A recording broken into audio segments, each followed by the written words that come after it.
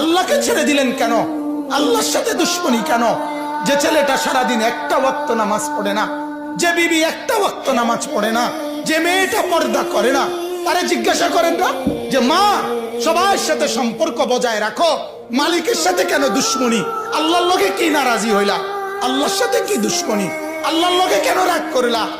কেন রাগ করলা?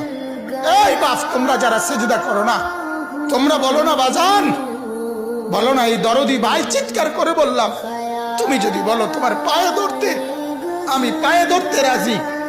তুমি যদি বলো তোমারে জড়িয়ে ধরে কাঁদতে, আমি কাঁদতে রাজি। তুমি বলো কেন আল্লাহর সাথে রাগ করলা? কেন আল্লাহর সাথে রাগ করলা? কেন আল্লাহর সাথে নারাজ হইলা? কেন সেজদা কপালে জুটলো না?